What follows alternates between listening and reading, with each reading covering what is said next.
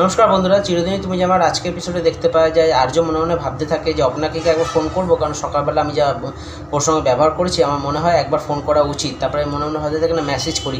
এদিকে অপর্ণা কিন্তু আর্য স্যারকে যখন ফোন করে তখন আর্য দেখে আরে অপর্ণা ফোন করছে, না আমি ফোনটা ধরবো না, কারণ আমার থেকে অপর্ণা যতটা দূরে থাকবে ততটাই সেফটি থাকবে।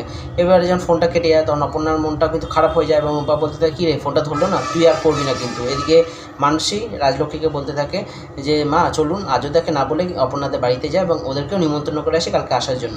এদিকে পৌঁছেই যায় রাজলক্ষ্মী মানুষে আপনাদের বাড়িতে এবং তাদেরকে দেখে কিন্তু আপনার মা বাবা খুব খুশি হয় এবং অবাক হয়ে যায়। তখন রাজলক্ষ্মী বলতে থাকে কালকে আমাদের বাড়িতে কিন্তু জন্মাষ্টমী উৎসব রয়েছে, আপনারা অবশ্যই যাবেন। তখন আপনার বাবা বলতে থাকে নিশ্চয়ই, আপনারা যখন বাড়ি বয়ে এসে নিমন্ত্রণ করছেন আমরা সবাই মিলে যাব।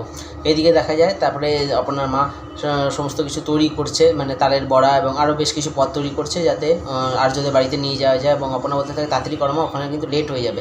এবং তারা কিন্তু সময় পৌঁছেও যায়। তার আগেই কিন্তু পৌঁছে গেছে ওখানে মীরা, এবং মীরা এসে সবাইকে ওয়েলকাম করছে এবং সেটা দেখে মানসিক কিছুটা অসন্তুষ্ট এবং মনে মনে বলতে থাকে তুমি কি মানে এখানে এই বাড়ির বউ হওয়ার চেষ্টা করছো? এটা কিন্তু স্বপ্ন হবে না, কারণ আর্যতে যাকে ভালোবাসে তাকেই কিন্তু বিয়ে করবে। এদিকে কিন্তু মানুষ হঠাৎ করে তারপরে মীরাকে বলেও দেয় যে তুমি অ্যাসিস্ট্যান্টের মতোই থাকো, তুমি কিন্তু বউ হওয়ার এই বাড়ির চেষ্টা করো না। সেটা শুনে কিন্তু কিছুটা কষ্টও পায় মীরা। এই সময় দেখা যায় যে অপর্ণা এবং তার বাবা মা এসে হাজির হয় এবং অপর্ণা বাড়ি থেকে যখন ঢুকবে সে বাড়িটাকে দেখে কিন্তু মনে মনে বলতে থাকে এই বাড়িতে মনে হচ্ছে আগেও আমি অনেকবার এসেছি। এবং যেই দরজা দিয়ে প্রবেশ করে অপর্ণার সে পুরানো কিছু স্মৃতি মনে পড়তে থাকে এবং মাথাটা ঘুরতে থাকে।